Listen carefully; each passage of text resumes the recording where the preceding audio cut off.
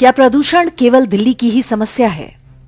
क्या पटाखे प्रदूषण का सबसे बड़ा स्रोत हैं? या ये इसलिए है क्योंकि दिल्ली में अभिजात वर्ग अर्थात एलीट क्लास के लोग रहते हैं?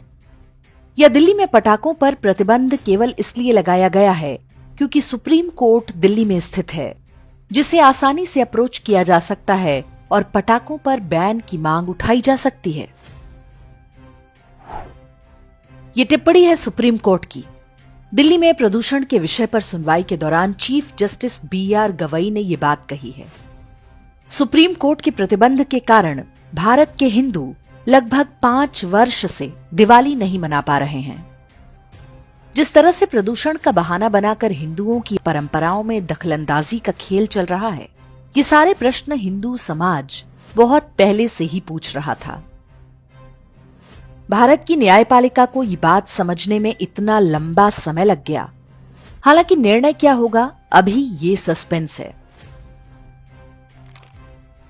सर्वोच्च न्यायालय की ये टिप्पणी उन फर्जी पर्यावरणवादियों के मुंह पर भी तमाचा है, जिन्होंने अपने गोरे मालिकों से प्रमाण पत्र पाने के लिए हिंदुओं के सबसे बड़े त्योहार के रंग में भंग डालने का कुचक्र रचा था। सर्वोच्च न्यायालय ने इस वर्ष अधिकारियों से कहा है कि वे पटाखा व्यापारियों के लाइसेंस रद्द ना करें। ऐसे संकेत हैं कि दिवाली पर पटाखों पर बैन हटाने का विचार हो सकता है। यदि ऐसा होता है तो पूरे हिंदू समाज की बड़ी जीत और षड्यंत्रकारी शक्तियों की बड़ी हार होगी। यह हिंदू एकता और जागृति का परिणाम है। जब हम सजग और सचेत होंगे तो कोई हमारे परिवार, समाज, धर्म और परंपराओं पर कुदृष्टि नहीं डाल पाएगा। ऐसा करके हमने बार बार दिखाया भी है। वर्ष 2018 में सुप्रीम कोर्ट की संविधान पीठ ने केरल के सबरीमाला मंदिर की परंपराओं में नाक घुसेड़ने का प्रयास किया था, लेकिन 1 वर्ष में ही उसे लागू करने से पीछे हटना पड़ा। हालांकि उस बारे में पुनर्विचार याचिका अभी तक लंबित है।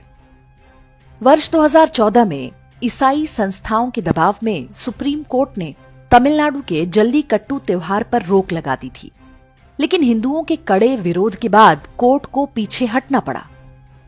मुंबई के दही हांडी पर्व को भी न्यायपालिका के माध्यम से प्रतिबंधित करने का भरपूर प्रयास हुआ, लेकिन षड्यंत्रकारी शक्तियों की अंततः हार हुई। ऐसे ढेरों और उदाहरण हैं। दिवाली पर चल रही न्यायिक लड़ाई इतनी आसान नहीं है। समाज को अभी आगे भी दबाव बनाकर रखना होगा। स्वतंत्रता के बाद भारत में जो हिंदू विरोधी व्यवस्था खड़ी की गई, ये उसके अंत का आरंभ है। ये लड़ाई अभी शुरू हुई है। इसका लक्ष्य भारत को हिंदू राष्ट्र बनाना है।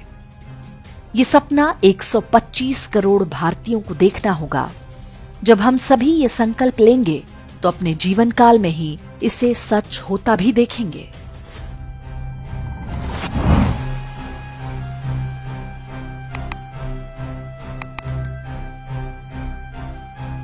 इंडेक्स ऑनलाइन के वीडियो समाज को समर्पित हैं।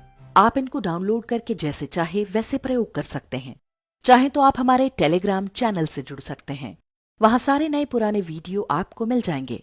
हमारे सोशल मीडिया लिंक हर वीडियो के डिस्क्रिप्शन में होते हैं। हमारा एकमात्र उद्देश्य हिंदू समाज को जागृत और एकजुट करना है।